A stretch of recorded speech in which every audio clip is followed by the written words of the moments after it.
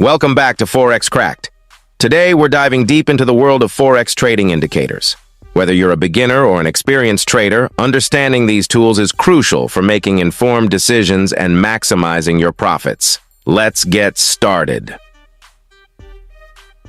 First up, we have the moving average, MA. This is one of the simplest and most effective indicators. It helps you identify the overall trend by smoothing out price data over a specific period. There are two main types, the simple moving average, SMA, and the exponential moving average, EMA. The SMA calculates the average price over a set period, while the EMA gives more weight to recent prices, making it more responsive to new information. Imagine you're tracking the price of a currency pair. The SMA gives you the average price over, say, the last 50 days. This helps you see the general direction of the market, whether it's trending up, down, or sideways. See how the SMA smooths out the fluctuations? It's a great way to filter out the noise and focus on the bigger picture. Next, let's talk about the Relative Strength Index, or RSI. This momentum oscillator measures the speed and change of price movements. It ranges from 0 to 100 and helps identify overbought or oversold conditions in the market. When the RSI is above 70, it indicates that the market might be overbought, signaling a potential sell opportunity.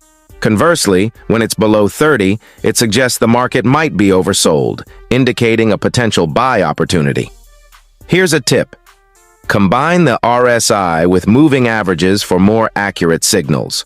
For instance, if the RSI is in overbought territory and the price is touching the upper band of the Bollinger Bands, it might be a strong sell signal.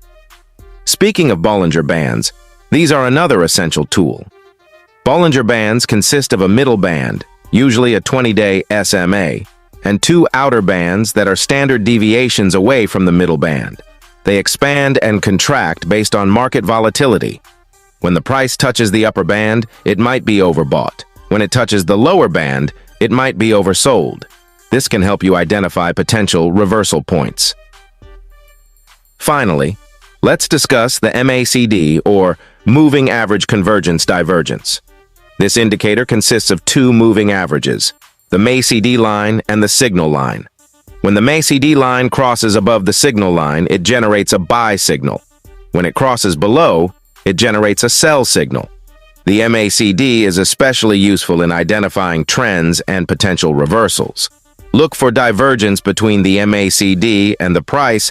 If the price is making new highs but the MACD isn't, it might indicate a potential reversal. That's it for today's overview of essential Forex trading indicators. Remember, no single indicator is perfect on its own. The key is to combine them to get a comprehensive view of the market. If you found this video helpful, don't forget to hit the like button, subscribe, and ring the bell for notifications on our latest content. Happy trading, and I'll see you in the next video.